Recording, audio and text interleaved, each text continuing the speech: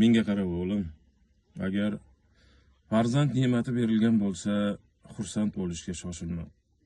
Sal erta. Faqat Allohga shukr qil shu ne'matni bergani uchun. Allohga shukr qil, shukronani ziyoda qil. Farzand ne'mati qachonlarda sen uchun yo musibatga aylanadi, yo mukofotga. Farzand ulg'ayadi, balog'at yoshiga yetadi.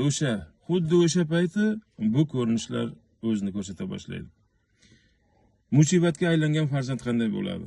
Odobsiz, axloqsiz, ilmsiz, oq bilan qorani farqiga bormaydigan, yaxshi bilan yomonni farqiga bormaydigan betarbiya farzand bo'ladi.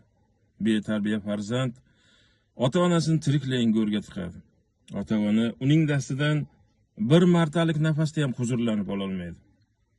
Agar ota o'lsa, qabriga o'sha farzandning gunohlaridan musibatlar yog'ilib borar ekan. Mahshargohda farzand otani yoqasidan tutar ekan, ota, meni nega dunyoga keltirdingiz? Nima uchun menga tarbiya, odob, axloq, ilm o'rgatmadingiz? Nega haq bilan nohaqni o'rgatmadingiz deb otani yoqasidan tutar ekan. Bitta betarbiya farzand otaning jahannamda azoblanishiga kifoya bo'lib qolishi mumkin ekan. Savol beribdilarki, ey ota, musibatga aylangan farzandlar uchun najot bormi deb? Bor ekan.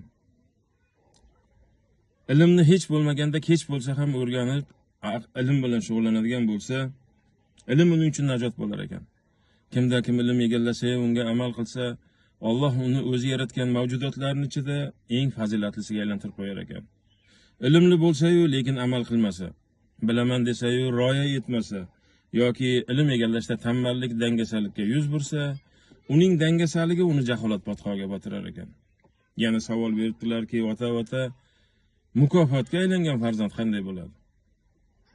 Mukofotga aylangan farzand, agar unga o'g'lim shu ishni hamma qilyapti, biz ham qilsak nima bo'pti? Xato qilayotgan bitta bizmi? Shunday qilmasang ishing bitmaydi deb noto'g'ri yo'lni ko'rsatsang, lekin u Allohdan qo'rqib, hisobini berishdan qo'rqib bu ishlarni qilmasa, haq to'g'ri yo'lni tanlasa, bilginki tarbiyali farzand bu sening mukofotingdir. Tarbiyali farzand ota-onasining hayotini shu dunyodan boshlab jannatga aylantiradi. Agar o'lsang, qabring nurga to'ladi. Mahshargohda martabang ulug' bo'ladi.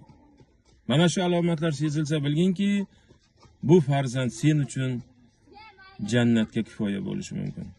Farzand ne'mati berildimi, bir kun odam bo'lib qolar deb o'z holiga tashlab qo'yma.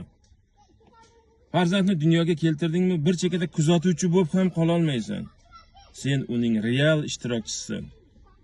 Farzandingning yo musibati seni o'z domiga tortadi, yo mukofoti jannat sari yetaklaydi. Buni hech qachon yodingdan chiqarma.